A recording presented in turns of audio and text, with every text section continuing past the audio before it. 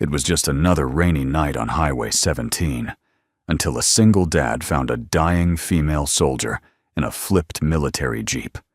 She had no ID, no backup, only one breath left, and a single sentence: "Tell him, I kept my promise."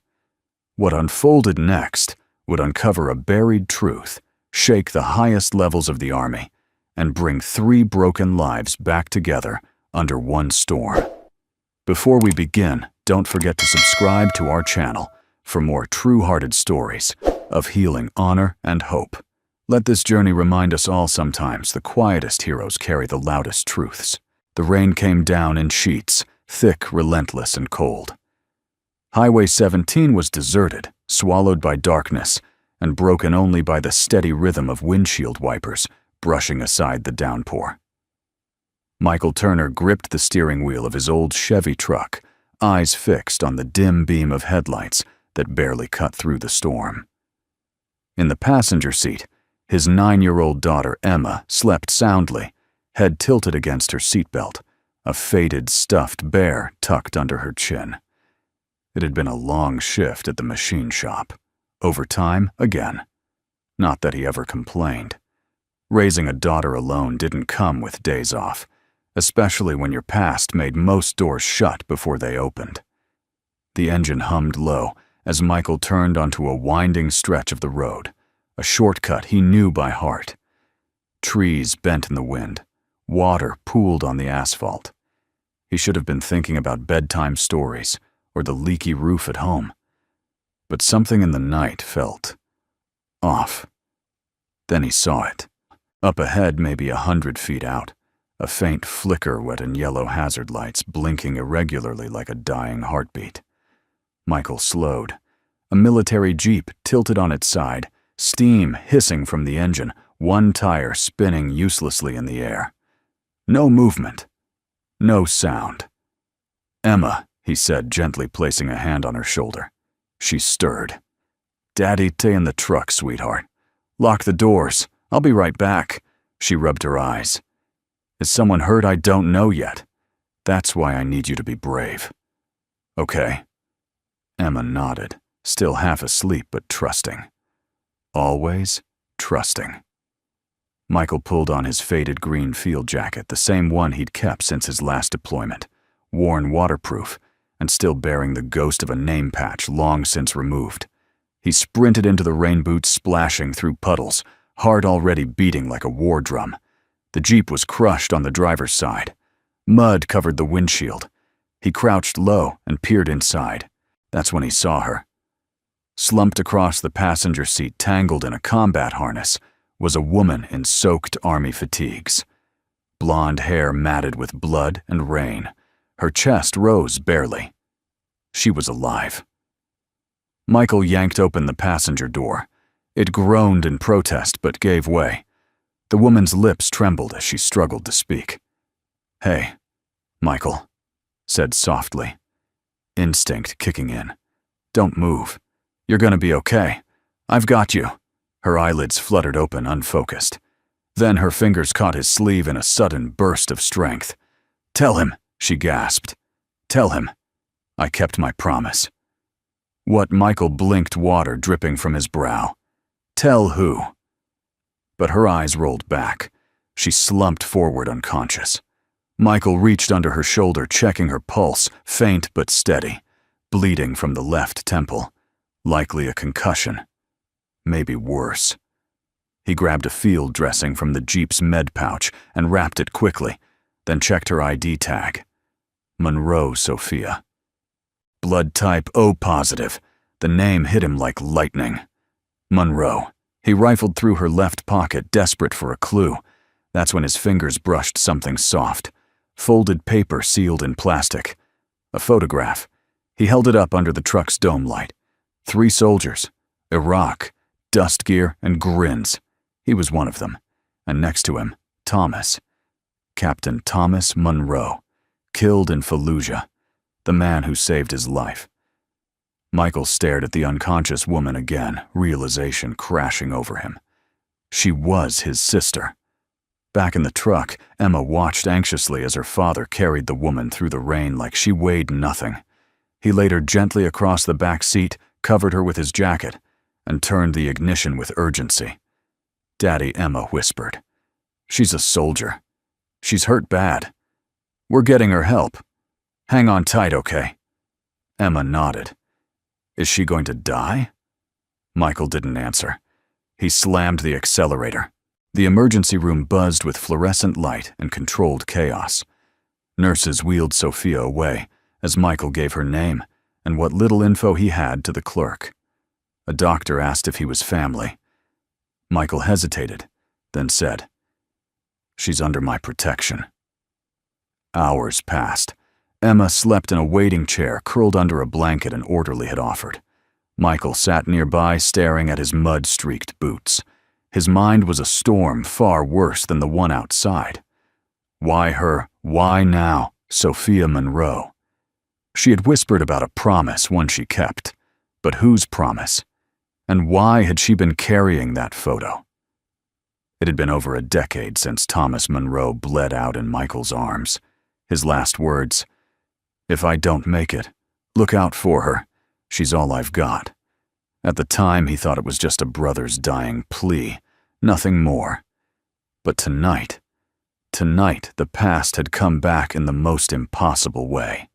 A young medic, a jeep flipped in the storm, a photograph buried in a pocket, a name that hadn't been spoken aloud in years. Michael clenched his fists. Whatever this was, it wasn't random. Sophia hadn't crashed on accident. She was coming from something, or running from someone, and whatever promise she had kept it, had nearly cost her life. He looked out the hospital window. The rain hadn't stopped. It drummed against the glass like a warning, low, steady, relentless. Michael Turner wasn't a soldier anymore, but something told him. He was about to become one again. The antiseptic scent of military-grade disinfectant clung to every surface in the room, mixing with the faint hum of overhead fluorescence. Somewhere down the hall, a heart monitor beeped in a slow, steady rhythm. Outside, the rain still fell less violently now, but persistent, like it too refused to let go of something. Sophia Monroe blinked against the harsh white light above her. Her throat felt like sandpaper. Her head throbbed. She tried to sit up but winced. A warm hand steadied her shoulder. Easy came a quiet, familiar voice. "You hit hard." She turned toward the sound. At first, his face blurred into the room. Then, it clicked.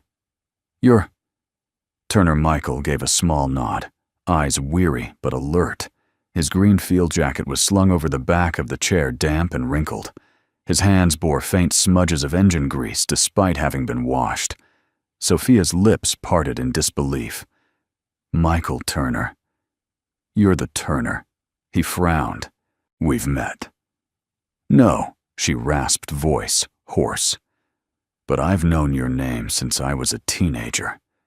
She glanced down at her bandaged arm. Her gear was gone, replaced with a hospital gown and fresh IV.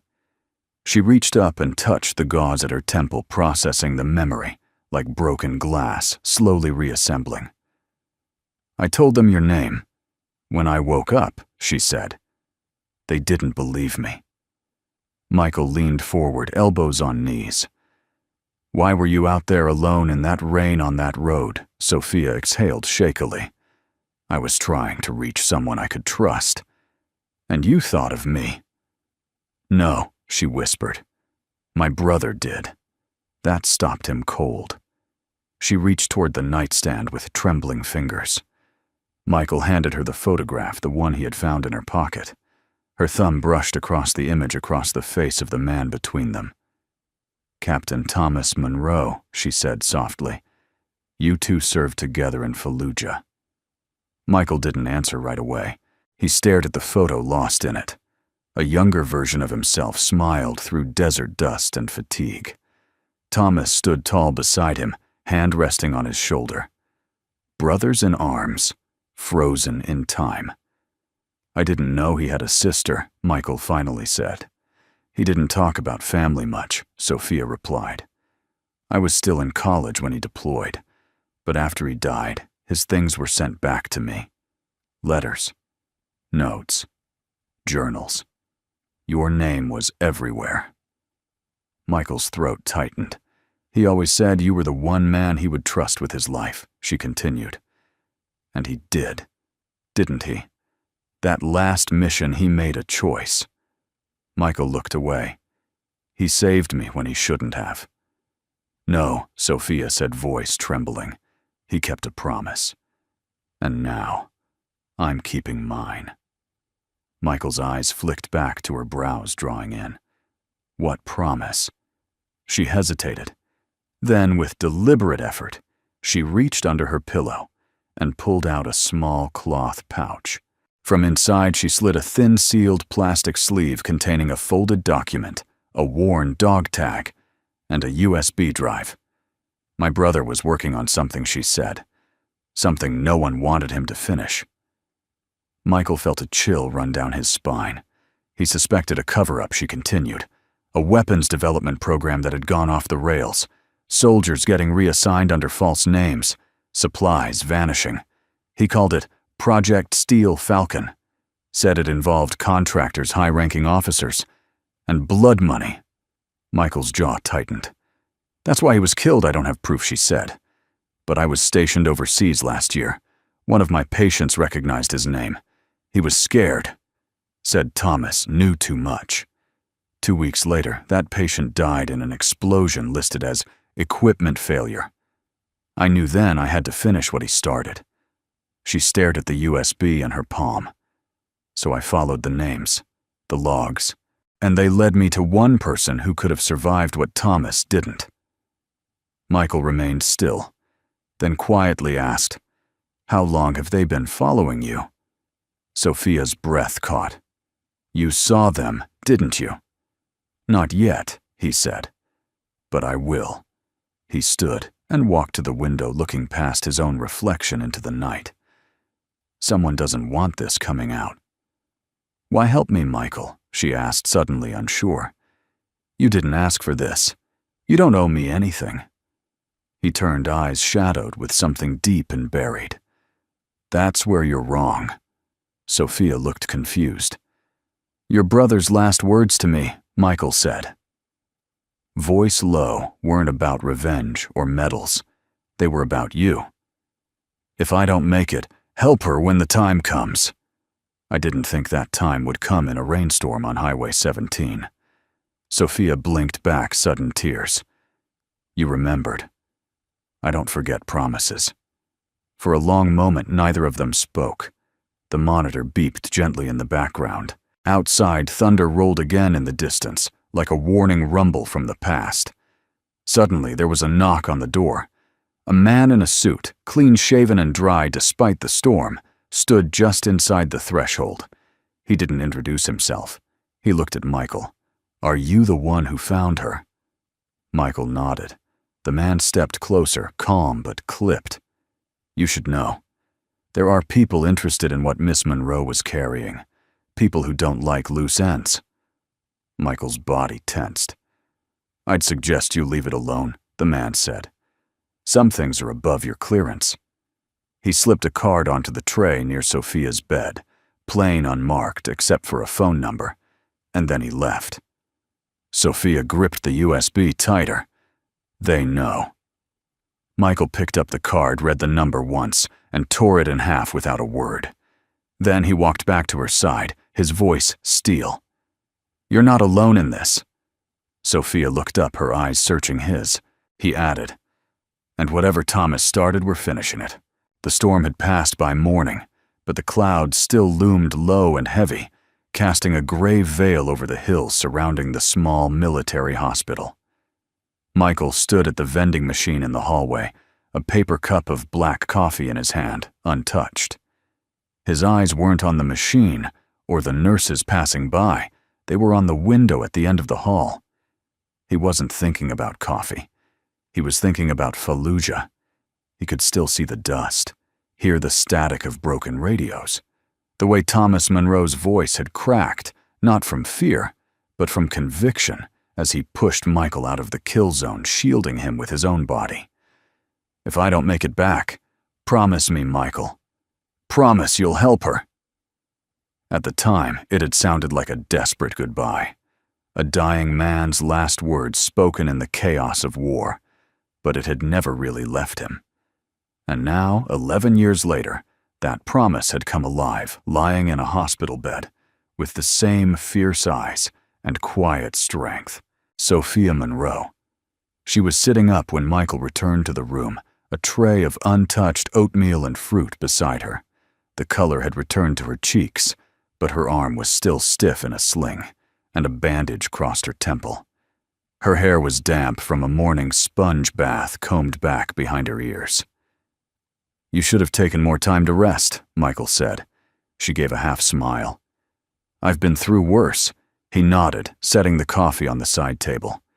For a while, neither spoke. The silence was comfortable until it wasn't. Sophia finally asked, "Do you have a family?" Michael glanced at the hallway, then pulled a wallet from his back pocket. He opened it and passed her a worn photo. A little girl, bright-eyed, missing her 2 front teeth, wearing a red hoodie and holding a toy hammer. "Emma," he said. "She's 9, smart, brave, talks way too much when she's nervous." Sophia smiled softly, turning the photo in her hand. "She looks like your late wife." Michael paused. "Yeah, Laura was everything good. She served too. Army logistics. She was killed in a convoy attack in Kandahar 7 years ago. I came home after that. Became a mechanic. Just tried to stay invisible. I'm sorry," she said sincerely. He nodded once. "Life's quieter now. Safer for Emma. And for me." She handed the photo back. "And now I've dragged you into something that isn't." Michael looked at her calm and direct. "You didn't drag me into anything. I walked in the moment I saw your face. And that picture." Sophia lowered her eyes. "Thomas used to write about you. Said you saved his life twice. Said you were the best sniper he'd ever seen, but also the only one who'd volunteer to help rebuild schools in your downtime." Michael chuckled dryly. He exaggerated. A lot. "No," she said, her voice firmer. "He admired you." She hesitated, then reached into the side drawer and pulled out a folded envelope yellowed with time and bearing handwriting that made Michael's breath catch. "To Michael Turner, open only if she finds you. Signed, Thomas Monroe." He took it slowly, like it might disappear in his hands. "I found it inside one of his journals," Sophia explained. "I almost didn't open it. I thought maybe it was just something symbolic. But when I realized how deep this went, I knew it mattered." Michael opened the envelope. The letter inside was short, but it hit like a freight train. "Brother, if you're reading this, it means I didn't make it. And it means Sophia found you. She's tougher than she knows, but she'll need you more than ever. I trust her with the truth. And I trust you with her life. Whatever we started, whatever it uncovers, don't let it swallow her. You and I both know some battles don't end on the battlefield. This one won't. Keep the promise." Michael read it twice, then folded it, his hands trembling slightly, and slid it into his jacket pocket next to his old service medal. "I didn't know he wrote this," Michael said, his voice rough. "He knew you'd still be alive," Sophia replied. "He believed in that." A long silence passed between them, and something shifted quietly, profoundly. Michael sat back in the chair across from her. "What happens now?" Sophia's eyes drifted to the USB drive on the table. "We expose it, carefully. I don't know who we can trust, but I know someone. She's a military physician like me, Dr. Tessa Brooks. We trained together. She left active service to join an independent oversight group that reviews whistleblower complaints. She's the reason I even dared to dig." Michael nodded. "Reach out." "I will. But I can't do this from a hospital bed." She looked him squarely in the eye. "I need to get out of here." Michael considered it for a moment, then stood. "I have a workshop," he said. "A garage just outside town. Emma stays with my neighbor sometimes when I'm working late. It's not fancy, but it's quiet." "Private?" Sophia tilted her head. "You'd hide me." "It's not hiding," he said. "It's finishing what he started."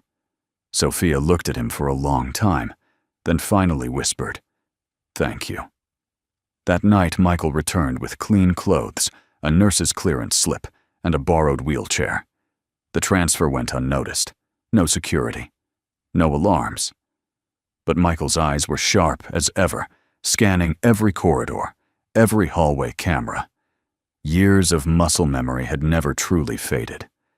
By the time they reached the truck, rain had begun again. Softer now. Not a storm, just a drizzle like the sky remembering something painful. Michael helped Sophia into the passenger seat. She winced but made no sound. When he buckled her seatbelt, his hand brushed her shoulder briefly. The contact lingered. "I'm not fragile, you know," she murmured. He closed the door gently. "I never thought you were." The garage smelled of motor oil, steel, and old cedar. Emma's drawings lined one wall, rockets, flowers, and stick figures. On the far side, an old army cot lay beneath a window, already made up with a wool blanket. A space heater hummed in the corner. Michael carried Sophia inside, set her down gently, and knelt beside the cot. "You're safe here," he said quietly. Sophia looked around, eyes softening. "Feels like someone still remembers how to build things." Michael gave her a half smile. One bolt at a time. And for the first time since the Jeep flipped on that rainy highway, Sophia Monroe let herself exhale. The rain had eased by morning, but the fog lingered like a secret over the quiet town. The garage smelled of machine oil, damp denim, and the faint sweetness of the blueberry muffins Emma had insisted on baking before school. Sunlight peeked through the dusty window blinds, casting long, soft lines across the concrete floor. Sophia sat on the edge of the cot in the corner, her left arm still stiff in the sling, her eyes fixed on the old military photo pinned to the corkboard above the workbench. It was a different version of Michael younger, leaner, but with the same eyes. Quiet, watchful, heavy with things he didn't say. Michael stood nearby, hands deep in the sink, scrubbing a wrench he didn't really need to clean. He'd done that a lot lately, keeping his hands busy while his mind raced. "You ever think about going back?" Sophia asked, suddenly her voice quiet but clear. Michael glanced over his shoulder. "To the army." She nodded. Not once, he replied. Then, after a pause, added, "Not until 2 nights ago." Sophia looked down at the table. The USB drive sat in front of her, still untouched, since she left the hospital. She hadn't plugged it in. Not yet. Part of her didn't want to see what was on it, because once she did, there was no going back. Michael dried his hands and walked over. "You sure you want to open it here?" Sophia exhaled. "Nowhere safer than next to the man my brother trusted with his life." Michael didn't reply. Instead, he opened an old laptop from the shelf offline.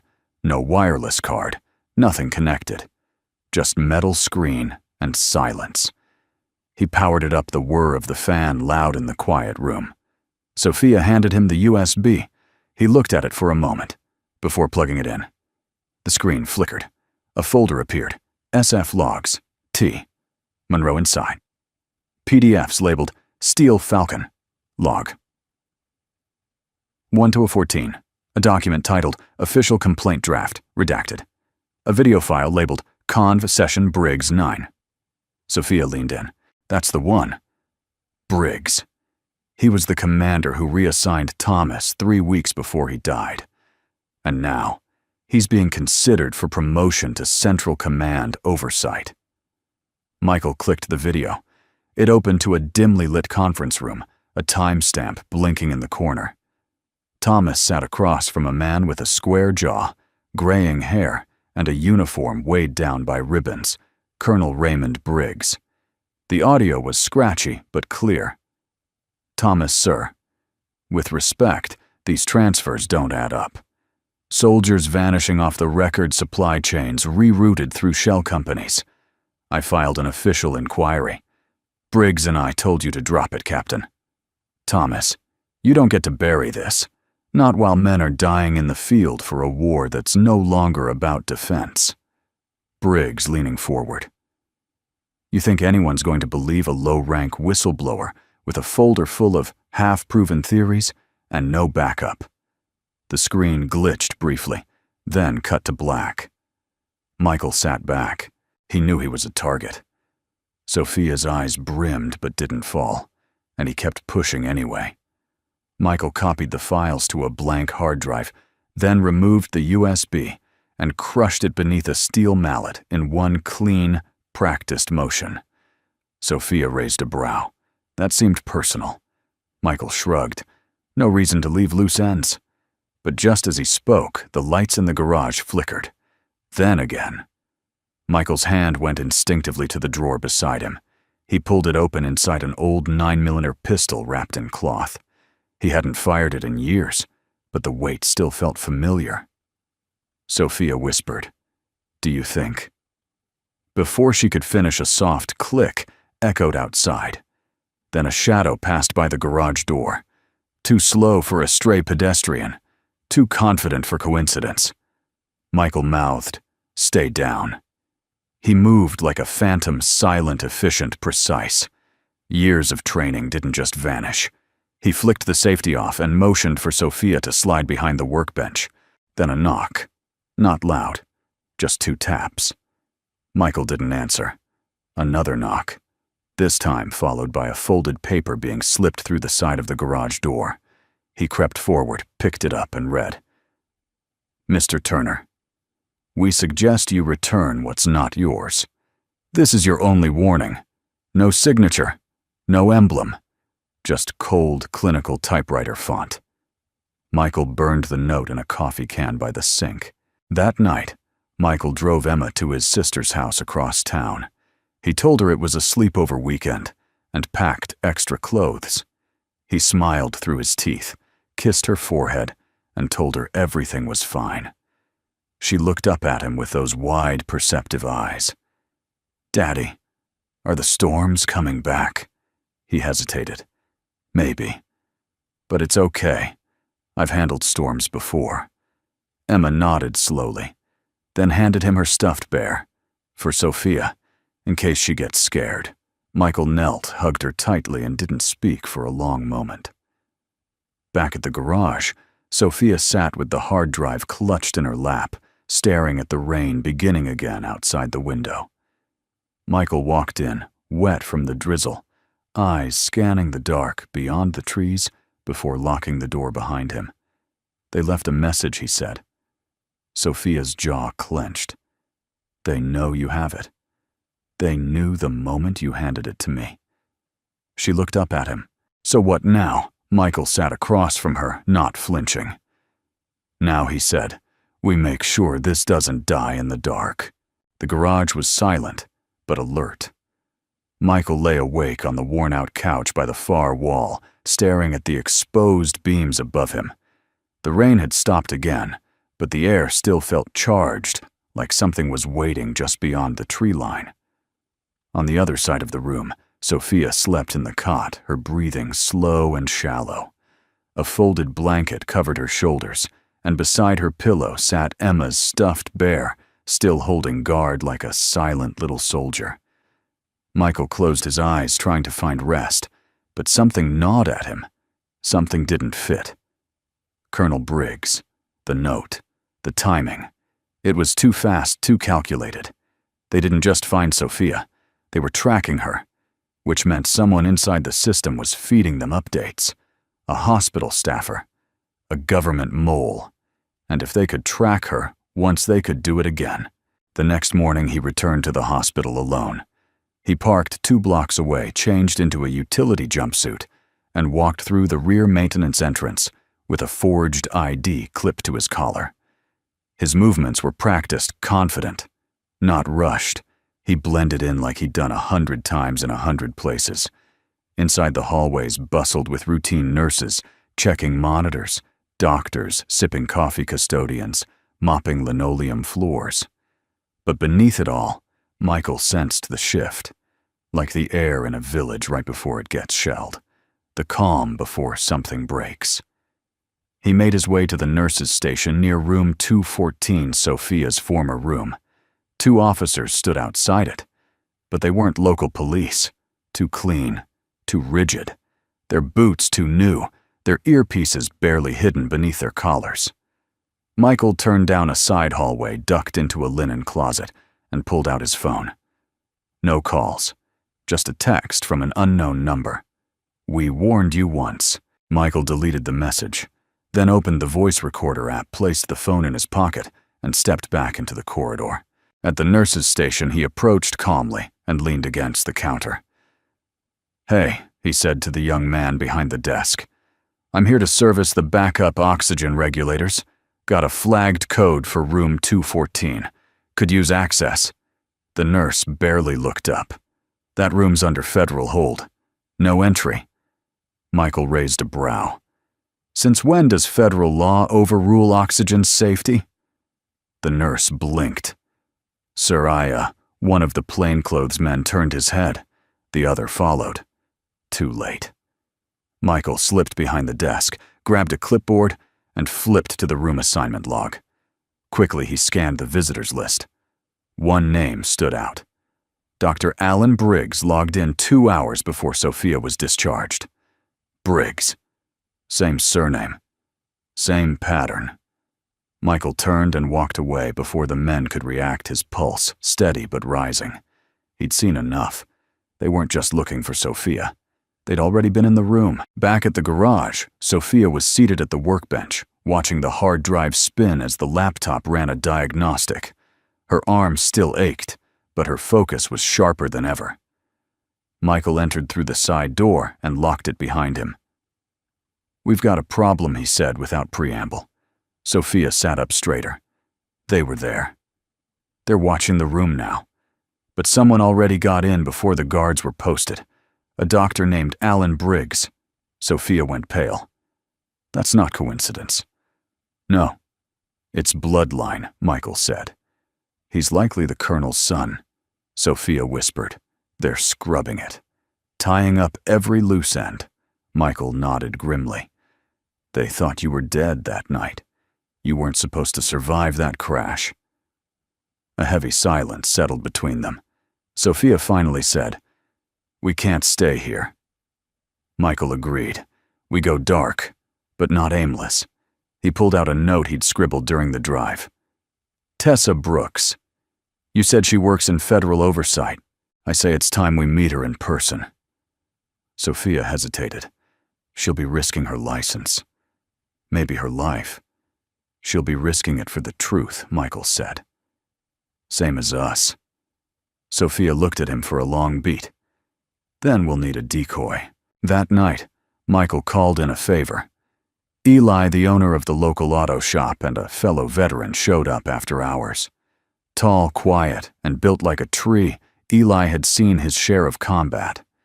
He didn't ask questions when Michael handed him a duffel bag and keys to the garage truck. "What am I doing driving north for 2 hours? Take this burner phone. Turn it on just before the freeway. Make sure you're seen." Eli nodded. "Someone following you." "Not me," Michael said. "But they'll think so." Eli looked him in the eye. "You good brother." Michael offered a rare, brief smile. "Not yet." But getting there. As Eli's truck disappeared into the night, Michael helped Sophia into the back of an old station wagon he kept behind the shop. He'd used it for scrap runs. No plates, no registration, no digital trail.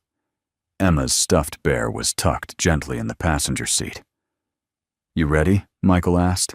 Sophia looked at him, jaw set. "This is more than my brother now." Michael nodded. It always was. 3 hours later, they pulled into the driveway of a quiet suburban home 2 counties away. The porch light clicked on, and a woman stepped outside, mid-30s, sharp eyes, hair pulled back in a neat twist.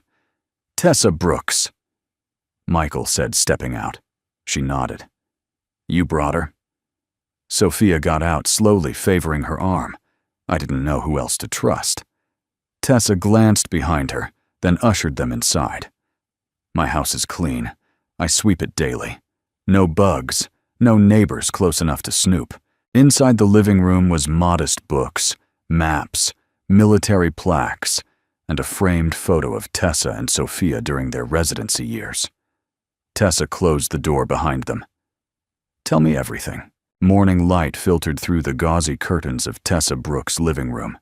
The smell of coffee mingled with the faint aroma of old cedar, and paper books lined every wall, filled with case files, doctrine manuals, and medical journals.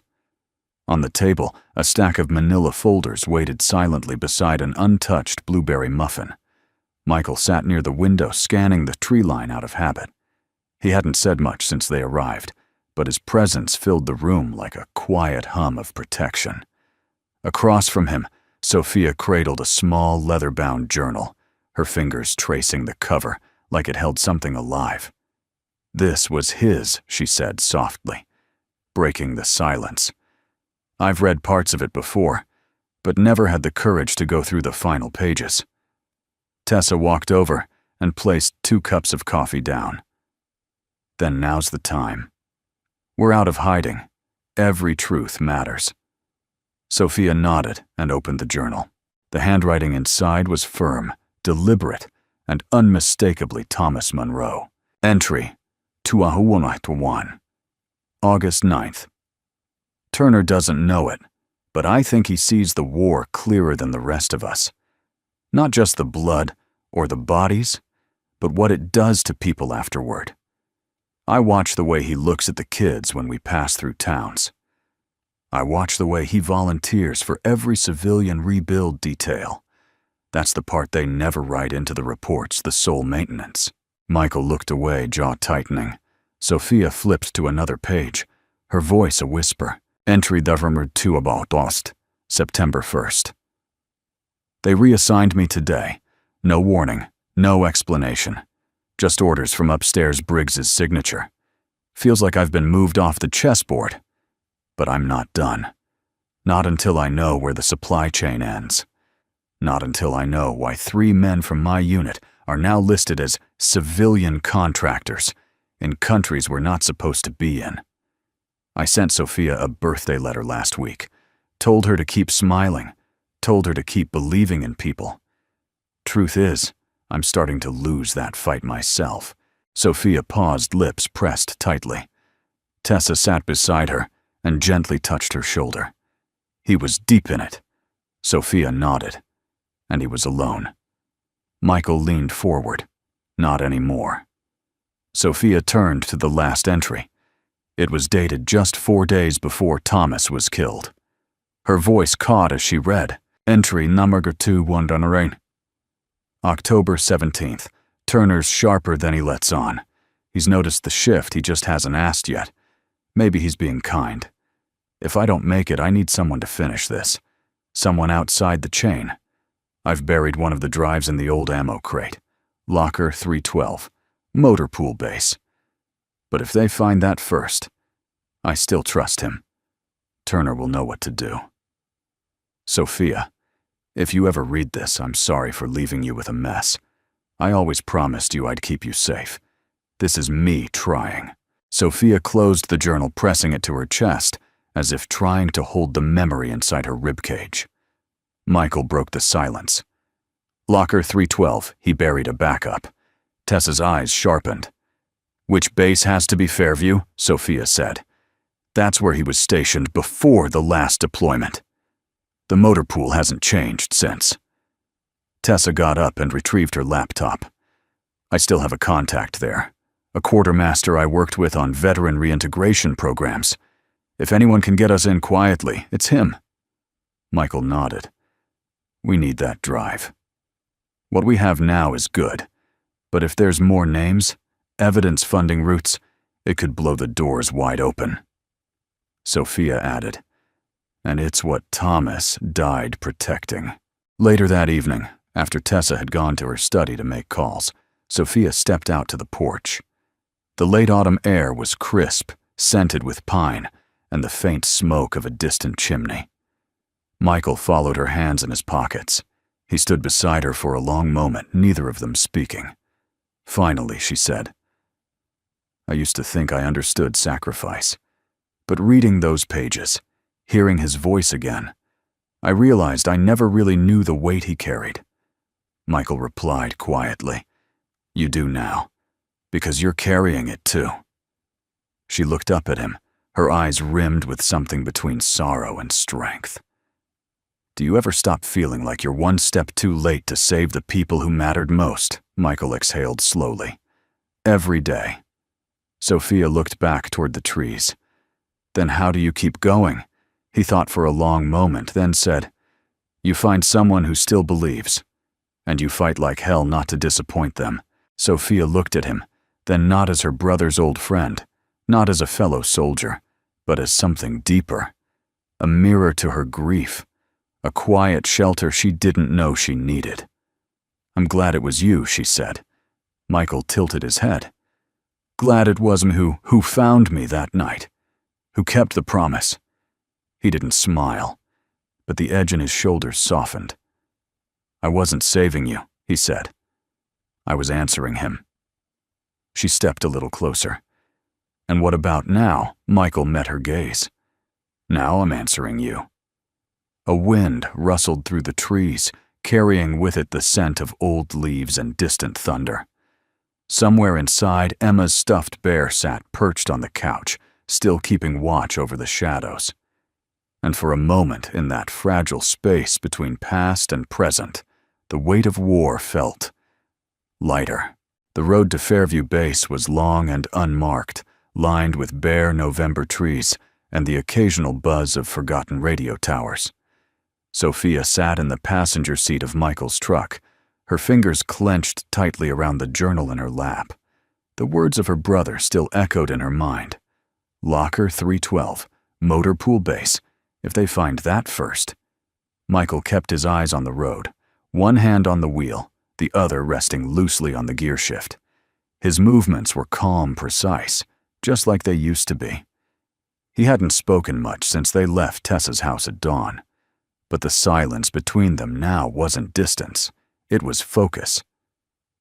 "You think the locker's still there?" Sophia finally asked. Michael nodded once. They don't clean out unused lockers often, not in a base that size. And if Thomas buried it right, they wouldn't even know what they're sitting on. Sophia looked out the window. "If they catch us inside." "They won't," Michael said. "We're not going through the front." Fairview was a half-active base, still in use for motor pool maintenance and reserve drills, but not heavily patrolled. Most of the activity was centered near the barracks and admin buildings. The vehicle yards, however, were older, dated, forgotten, and vulnerable. Tessa had arranged their access through her contact, Sergeant Donnell, an old mechanic who owed her 2 favors and a pension. When they arrived, Donnell greeted them behind the supply shed, just as the sun crested over the trees. He gave Michael a once-over. "You look like someone who never really left the field." Michael shook his hand. "You look like someone who never really trusted promotions." Donnell grinned. "That's why I'm still alive." He handed them 2 guest badges, faded and untraceable, and nodded toward the back gate. Locker 312 still logged under Monroe inactive. Nobody's touched it. Sophia exhaled. "Then let's get it before they do." Donnell hesitated. "There's been some noise around here the last week. Strange suits. No insignia. Asking about old logs. They don't say who they're with." Michael exchanged a glance with Sophia. Briggs's people were already circling. No more time to waste. They reached the motor pool warehouse, a long corrugated metal structure with half the lights flickering. Inside, the air was thick with oil and cold dust. Rows of lockers lined the far wall, many rusted at the corners, others sealed with faded padlocks. Michael moved quickly, counting aloud. 308. 309. Here. 312. Sophia stood behind him, breath tight in her chest. Michael knelt and removed a worn key Sophia had found, tucked inside Thomas's journal. It slid in and turned with a soft click. He opened the locker. At first glance, it looked empty, just a folded set of BDUs and a cracked photo of Thomas standing beside a Humvee. But Michael felt along the back panel and tapped once. A hollow sound. He reached into his boot, pulled out a flat-edged pry tool, and gently worked it under the metal lip. With a pop, a thin false wall gave way. Behind it, wrapped in military canvas, was a watertight case the size of a small toolbox. Sophia held her breath as he opened it. Inside were 2 flash drives, a bundle of old field reports, and a camcorder wrapped in a plastic sleeve. Michael picked up the camcorder and turned it over in his hands. "This hasn't been touched in years," Sophia whispered. "It's his voice." Michael powered it on. The screen flickered. A video began to play. Thomas Monroe appeared on screen, mud-splattered, weary, seated on an empty crate in what looked like an old bunker. "If you're watching this," he said, "then I didn't make it back. Briggs is running black logistics through shell companies, disguised as veteran supply vendors. They're moving military assets, without oversight. I traced one of the trucks they were moving experimental armor to unauthorized zones. 3 of my men disappeared. They were reclassified as deceased in the system, but I have evidence 2 are still alive, reassigned under aliases. They knew too much." He looked straight into the camera. "I've sent copies of this to a secure inbox, but if this is the only one that survives, give it to someone who won't bury it. Someone who still believes in honor. Give it to Turner. And tell Sophia. I kept my promise." Sophia broke. Tears rolled silently down her cheeks as she covered her mouth. Michael reached for her hand and didn't let go. He didn't need to say anything. They had what they came for. But just as Michael was about to power off the camcorder, he heard a metallic clatter outside. Sophia froze. What was that? Michael's instincts went cold. He grabbed the hard case, handed the camcorder to Sophia, and pushed her toward the side door. "Go. Now." She moved fast, despite the pain in her shoulder. Through a cracked window, Michael saw 2 figures approaching the front of the building, dark coats, military boots, hands under their jackets.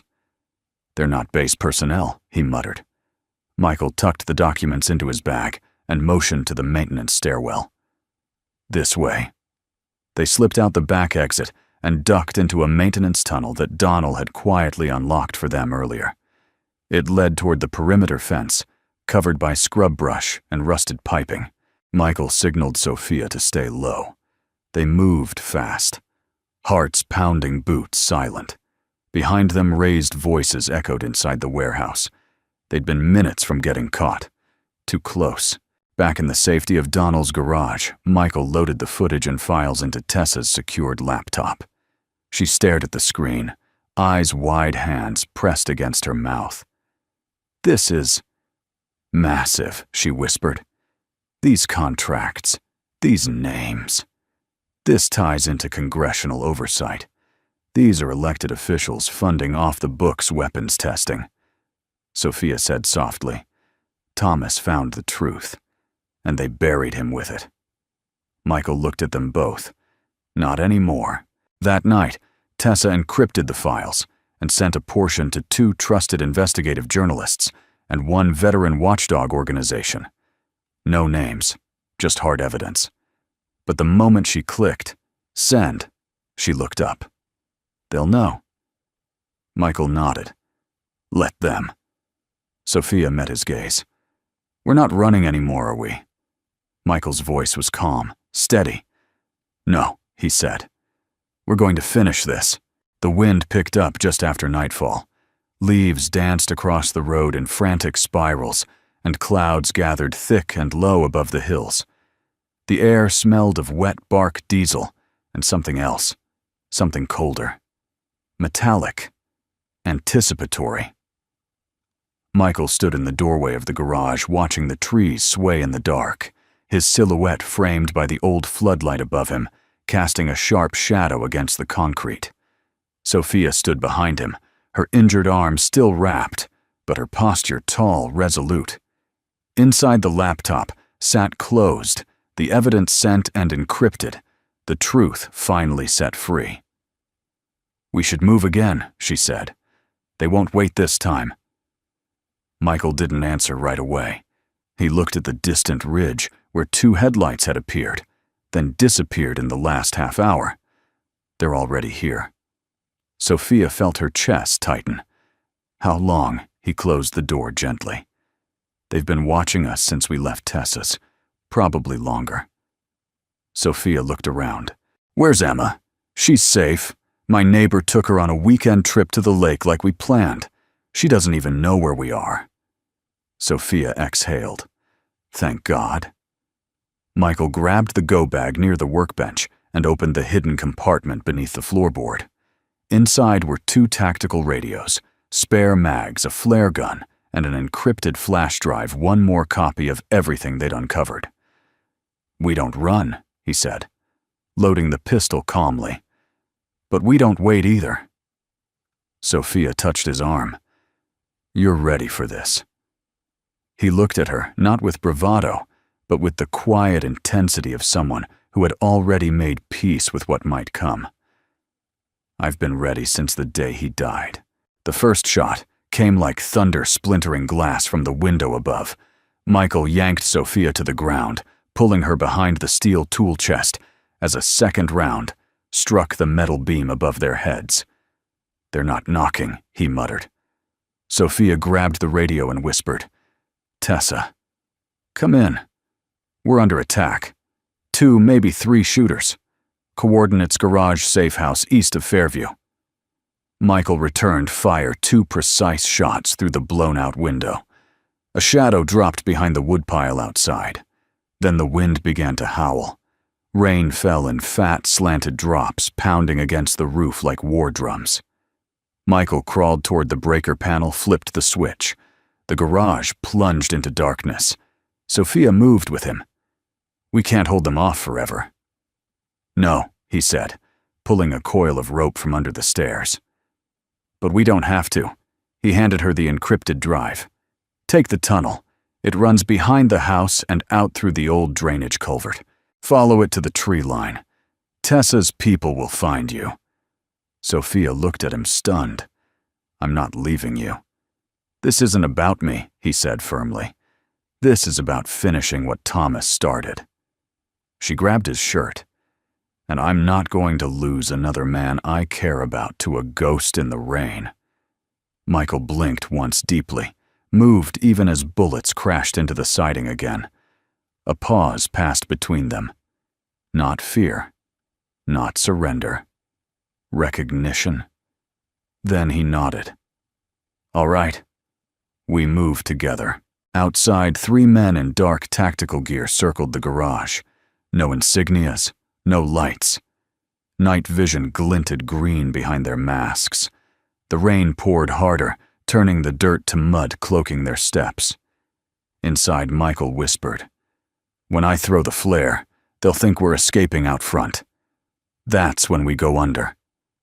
Sophia gripped her pistol with her good hand, her eyes locked on his. "Together." He nodded. Then he stood, counted to 3, and hurled the flare through the side door. It burst into brilliant red light arcing across the driveway. Gunfire erupted wild Douglas. Michael yanked open the tunnel hatch beneath the cot. Cold air and damp earth rushed upward.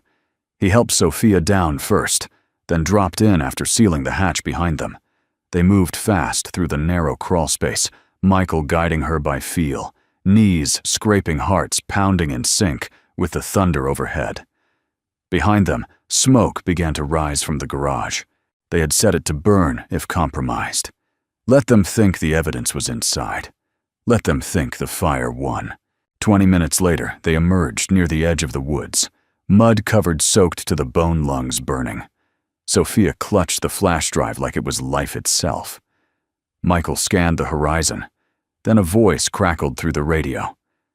"This is Bravo 3. We see 2 friendlies approaching the fence line. Confirm identities." Michael clicked his mic. "Turner. Monroe. We're cold, but alive."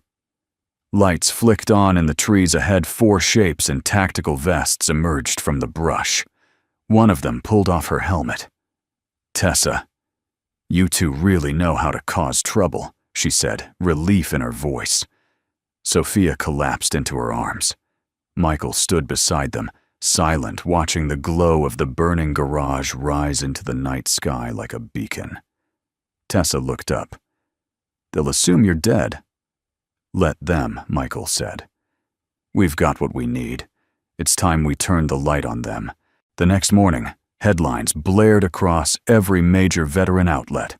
Whistleblower evidence links, high-ranking military officials, to black operations scheme. Anonymous leak confirms unauthorized weapons transfers and personnel reassignments. Sources inside the Pentagon. Refuse comment as congressional review demanded. Tessa's contact at the Oversight Committee had confirmed. The video of Thomas, along with names and fund trails, had gone public. Sophia sat in a borrowed hoodie, reading the headlines on Tessa's phone, her hand still shaking slightly. Michael stood in the kitchen, staring out the window, his shoulders finally at ease. "Thomas was right," Sophia said, voice raw. "The truth always fights its way out." Michael turned. "No," he said quietly. "People do." She looked at him. He continued. "Truth doesn't rise on its own. It rises because someone decides not to let it die." They held each other's gaze. Then she reached over, took his hand, and held it tight. Outside, the storm had passed, and somewhere across the country, men in suits were scrambling to erase their names from documents they no longer controlled. But it was too late, because someone had kept the promise. The hearing room in Arlington was nothing like Michael remembered. It was colder, quieter, more clinical. Rows of long wooden benches faced a raised dais, where 5 members of the Joint Oversight Committee sat in full military dress and dark suits. Cameras were not allowed, but every word spoken would be transcribed, archived, and this time heard. Michael stood just behind the door, adjusting the tie he hadn't worn since his wife's funeral. It didn't sit right on him. Not because it was tight, but because it belonged to a world he'd left behind. Beside him, Sophia wore a plain navy blue blazer. Her shoulder was still recovering, but she walked tall, unflinching. Her brother's journal was tucked securely in her purse right beside Emma's stuffed bear, now a quiet talisman of faith. Tessa leaned in from behind them. "They'll call you second. Let them finish the initial presentation. The video will play first." Michael nodded, but said nothing. He wasn't here to speak first. He was here to end it. Up front, a large monitor lit up. The committee chair, a retired admiral with a jaw carved from stone, gave a single nod. "Proceed." The screen flickered to life. Thomas Monroe appeared. Same video, same bunker, same voice. "If you're watching this, I didn't make it back." Sophia's eyes brimmed, but she didn't blink. Michael stared straight ahead. No one in the room moved. The footage ran for 3 minutes. When it ended, the silence was deafening. The admiral looked up from his notepad. "Mr. Turner." "Please approach the bench." Michael stepped forward. Every bootstep echoed across the hardwood like a distant drum line. When he reached the microphone, he didn't clear his throat or glance at notes. He simply said, "Michael Turner, Staff Sergeant, Delta Force retired." The admiral leaned forward. "You were the man Thomas Monroe entrusted with this information." Michael nodded. He didn't use those words. "But yes." "And how long have you been aware of this operation?" "I wasn't," Michael said. "Not until the night I found Sophia bleeding on the side of Highway 17. I pulled her out of a crashed Jeep. She was holding his photo in one hand and a wound in the other." Murmurs moved through the chamber. One of the committee members, a congresswoman from Oregon, asked Mr. Turner, "You've remained off the radar since your discharge. Why come forward?" Now, Michael looked at her, then at everyone. For 12 years, I worked in a small-town garage raising my daughter and trying to forget the sound of gunfire. I thought silence was safer. For her. For me. For the promises I couldn't keep. He paused. But when I saw Sophia, when I saw the blood, the fear, and that picture, I remembered something Thomas once said in Fallujah. Michael's voice lowered. Some battles follow you home, and the only thing that saves you is someone who doesn't walk away. A beat passed. Then Michael added, he didn't walk away, and neither did I. The Admiral rested his elbows on the desk. And do you have in your possession the physical evidence corroborating these claims? Michael gestured to the briefcase beside Sophia. We have documents, financial records, false identity files, and direct video of Colonel Raymond Briggs threatening Thomas Monroe during a private session. Is Colonel Briggs present today? The room turned, but the chair where Briggs's nameplate had been marked sat empty. The Admiral spoke to an aide. A quiet whisper was exchanged. Then the Admiral looked at the chamber. We've received confirmation that Colonel Briggs resigned his commission as of 6:04 a.m. this morning. He is currently unavailable for testimony. Gasps echoed. Sophia clenched her jaw. Michael didn't flinch. Of course he ran. The rest of the testimony continued for nearly 2 hours. Tessa provided medical records and signed affidavits from victims misclassified as deceased. A journalist from the Veteran Watchdog Group testified via closed circuit about how the documents were verified. Every piece of the puzzle Thomas had tried to assemble came together, and as it did, the room grew still, not with confusion, but with shame, with reckoning. Afterward, outside the courtroom, the wind whipped against Michael's coat. Sophia joined him on the steps.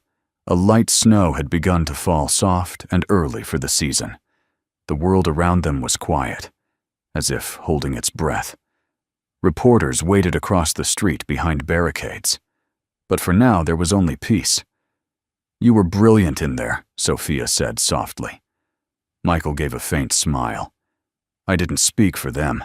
I spoke for him. Sophia looked at the snow. He'd be proud. Michael nodded once. He is. A moment passed. Then Sophia reached into her coat pocket and handed him a folded piece of paper. He opened it. Inside, a sketch Emma had drawn. 3 figures holding hands beneath a flag. 1 tall man with long hair. 1 woman in a soldier's uniform. And a little girl with a bear. The caption read, "You kept your promise." Michael felt his throat tighten. He looked at Sophia. She didn't say anything. She didn't need to. The clouds had finally cleared. For the first time in weeks, the sky over Fairview was blue, unapologetically, defiantly blue.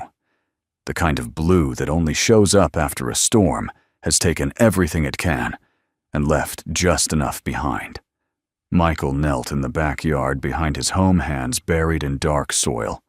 Beside him sat a half-open bag of fertilizer, a watering can, and 3 small pots, each holding the fragile green start of something not yet grown. Tomatoes, basil, sunflowers. Emma had chosen them herself. He wiped sweat from his brow with the back of his wrist and looked up. Sophia stood a few feet away holding a tray of seedlings. Her sling was gone now, just a light scar visible where the bandage used to be. She was in jeans boots and a flannel shirt Emma had loaned her. You sure sunflowers belong next to tomatoes? She asked, brow raised. Michael smirked. She said the tomatoes looked lonely. Sophia set the tray down. Emma's logic is hard to argue with. Michael nodded. Tell me about it. They worked in silence for a while, no need to fill the air. Birds chirped in the maple tree nearby. A breeze rustled the wind chimes hanging by the porch. Somewhere inside, the faint sound of Emma humming echoed through the screen door. She was in the kitchen working on a victory lemonade recipe that included entirely too much sugar. Sophia patted the soil around a marigold and sat back on her heels. When I was a kid, Thomas and I tried planting a garden back behind our old duplex in Fayetteville. Michael glanced at her. "How'd it go?" She chuckled. "We buried all the seeds upside down. Nothing grew but weeds." He smiled. "Still counts." Sophia looked at the green shoots pushing out of the soil in front of her. "These won't grow overnight." Michael paused. "Nothing worth keeping ever does." She looked over. "You talking about tomatoes or people?" Michael didn't answer. He just kept planting. Later that afternoon, they all sat on the porch, 3 lawn chairs, 1 chipped table, 2 glasses of lemonade, and a mug of black coffee. Emma sprawled across Sophia's lap, head resting against her, like it had always belonged there. "I'm gonna draw a picture of our garden," Emma announced sleepily. "It's gonna be big, with bees, and a rainbow." Sophia brushed a strand of hair from the girl's face. "Don't forget the bear." Emma gasped. "I won't." Michael sipped his coffee. The sun was starting to set, casting gold across the freshly turned earth. For a while, no one spoke. Then Sophia said, "When Thomas was deployed the last time, I sent him a letter every Friday, without fail." Michael nodded. "I never got one back," she added. "Not until this." She reached into her back pocket and unfolded a weathered envelope. "The one you found in his journal," she said, handing it to Michael. He addressed it to both of us. "I didn't open it until last night." Michael looked down at the faded handwriting. To Michael and Sophia. "If you're reading this, it means I couldn't hold the line. And it means you did. I hope it didn't cost you too much. I hope Emma still smiles. And I hope you planted something." Michael swallowed. Sophia continued reading softly. "You both carry something this world doesn't deserve: kindness when it'd be easier to turn cold. Fight when it'd be easier to run. And love when it'd be easier to forget. I don't know what comes next, but if you're together, I'm not afraid of the dark." She folded the letter gently, hands trembling.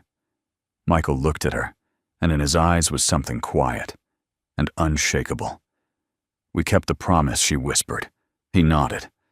"And we're not done yet." As the sun dipped below the trees, Michael lit a single lantern on the porch.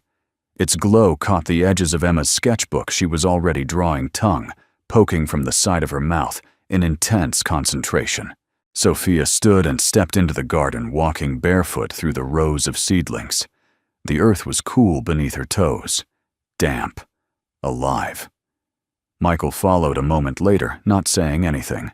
He reached into his jacket and pulled out a small wooden stake, etched with 3 letters burned into the surface. TMM, Captain. Brother. Builder of gardens. He pressed it into the ground beside the tallest sunflower sprout. Sophia knelt next to it. I think he would have liked this one. Michael looked up at the sky, now streaked with purple and orange. I think he said slowly. He would have said, "We still owe this garden one more thing." Sophia raised an eyebrow. "What's that?" Michael looked at her. A second season. The wind that morning was gentle, barely more than a breath, but it carried the unmistakable scent of polished brass, old stone, and fallen leaves.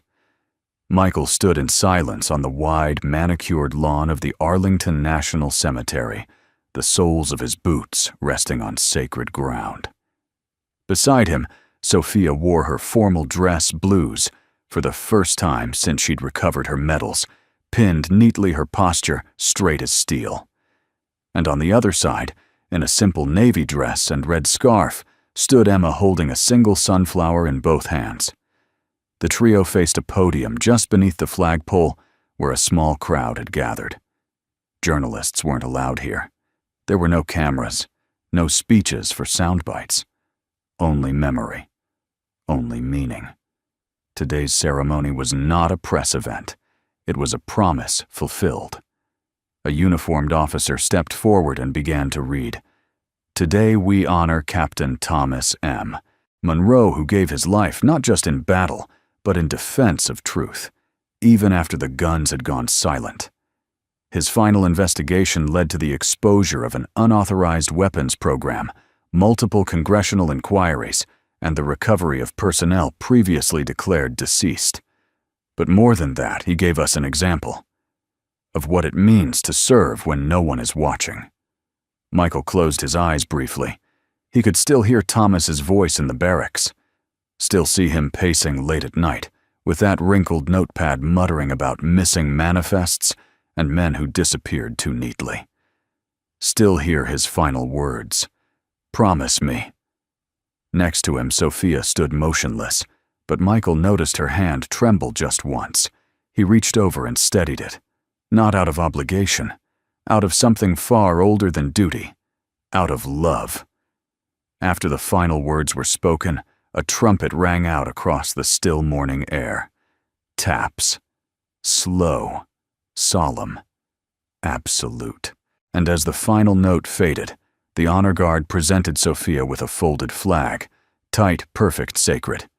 She held it with both hands, not as a symbol of loss, but as proof that her brother's life had meant something. The crowd slowly dispersed, old officers, family friends, a few quiet members of Congress who had helped push the internal review that followed the scandal. They offered hands nods, quiet thanks. But none stayed long. Eventually, it was just the three of them. Michael, Sophia, Emma, and the small white headstone etched simply, Captain Thomas M. Monroe. He never stopped serving. They stood in silence. Then Emma stepped forward and knelt. She placed the sunflower carefully at the base of the stone. "It's from our garden," she whispered. "You helped it grow." Michael watched her, something breaking in his chest he didn't know was still holding on.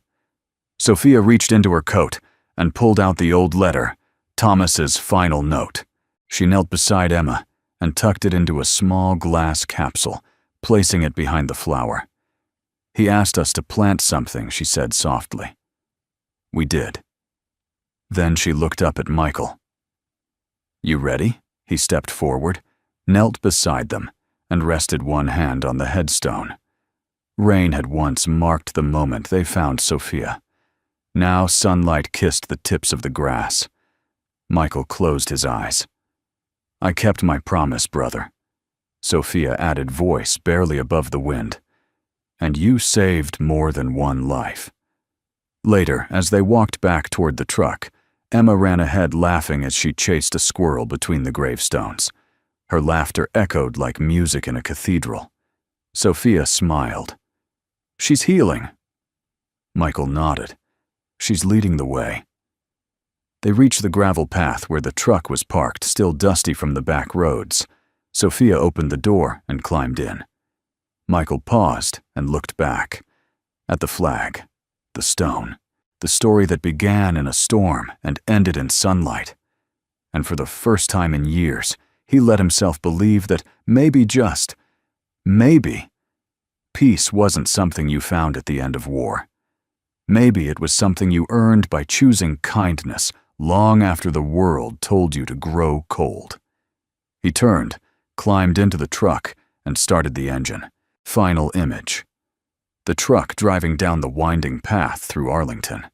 In the back window, a sunflower. And on the seat between them, Emma's newest drawing. This time, it showed 4 figures beneath a giant tree. One was Thomas, smiling, watching over them all. It was just another rainy night on Highway 17, until a single dad found a dying female soldier in a flipped military jeep. She had no ID, no backup, only one breath left, and a single sentence. "Tell him." I kept my promise. What unfolded next would uncover a buried truth, shake the highest levels of the Army, and bring 3 broken lives back together under one storm. Before we begin, don't forget to subscribe to Soul, our channel, for more true-hearted stories of healing, honor, and hope. Let this journey remind us all sometimes the quietest heroes carry the loudest truths.